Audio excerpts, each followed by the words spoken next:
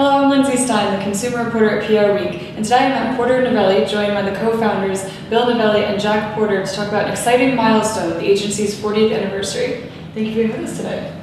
Thanks for asking us.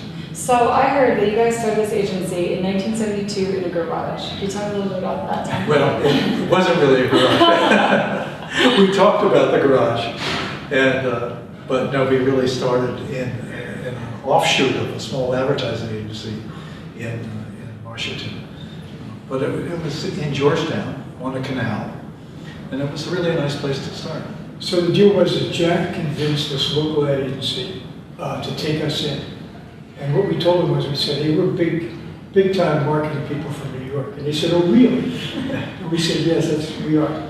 And you can use us for your business pitches, and we'll help with strategic thinking and research. But what we need are some offices, because we didn't want to do this in Jack's garage. So that's how we got started. Great, and when did it move to New York then?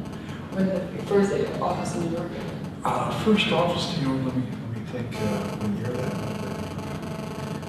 was. I'd say it was 1980 or 81. But then, That's not right. But then in 1986, when Omnicom was formed, we moved our headquarters to New York. Oh, there you go. And is that that's where the marketing comes from for the agency? Like the marketing aspects of Porter Novelli come from the advertising background? That's true. And why do you think that's an important aspect? Well, I defer to the professor. No, in our day, really, I think the PR industry was somewhat different, and it was more, I don't know, I'll say instinctive, more, make it up as you go along. And our idea, what we knew was marketing. We had come from marketing backgrounds, from Unilever, from an ad agency, from several ad agencies.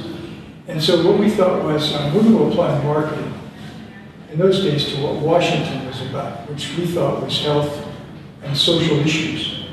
And so we had this marketing strength, and that's what we brought to bear. So good research, good strategic thinking, really understanding, kind of a relentless focus on the consumer, that part of marketing. And that was, I think that was fairly new to the PR world. And we had this transition from the advertising side to Washington, and we were both at the Peace Corps, and we applied the marketing approach to communication to the Peace Corps with quite a bit of effectiveness. Peace Corps was going through a transition then from a very idealistic concept initially that we could send our young, untrained persons to these countries and they would be very effective, and many of them were. But the government decided they would be more effective if they sent trained people, engineers, etc. So to get them, the communications that supported the Peace Corps recruitment effort had to be much more focused, and we just began to apply that there. And then when we moved from the Peace Corps to Porter Novelli, we took those principles with us. That's great. That's definitely a huge accomplishment. But what would you say is your biggest accomplishment over the last 40 years? Porter Novelli. What about at Porter Novelli? What is something you're most proud of? I think the size and scope of the firm. I think the international representation, which is quite impressive if you look at all the cities and countries that we're in. And Bill, what do you think? Well, I think that's good. I mean, I would say that and two other things. Number one, the first client we had was a very successful one, and we contributed quite a bit to it. It was the National High Blood Pressure Education Program.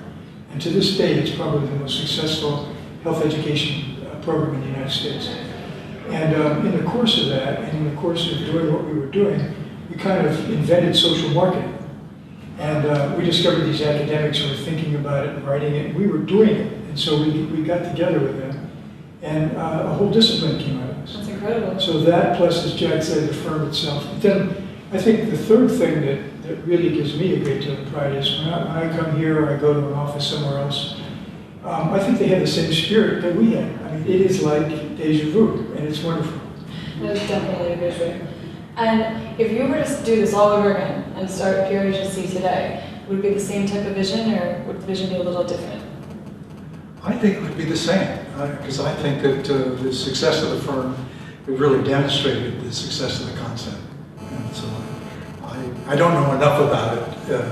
I've been gone a few years to say that there might be a little tinkering or something like that, but But it the same looks pretty good to social me. marketing. Well, the media world has changed so much. The whole social media thing has changed drastically. So how you execute has changed. But I think the strategic part is still there, and I think you move mountains when you have great people. So good strategy, good people. I think you start there. Absolutely. And how about what were you saying? Well, when I say it, I think the other thing, and I think it's manifests itself importantly, is high standards in terms of the type of clients that we work with, and I think in terms of the kind of people that we hire. So I think that's something that was instilled at the beginning. We had wonderful people from the very beginning. Yeah. I still see that when I come to the We office. just didn't have any views like this. We sure did. Well, you said that the people move mountains and the people here. So, what kind of leader do you hope to appoint to continue your legacy here at Porter? The new CEO you're talking about? Oh boy. Well, if I were writing a spec sheet for the new CEO, I would say, a really heavy emphasis on leadership. And I don't care which field you're in, it does not matter. Leadership really, really matters. And so I would put that at the very top.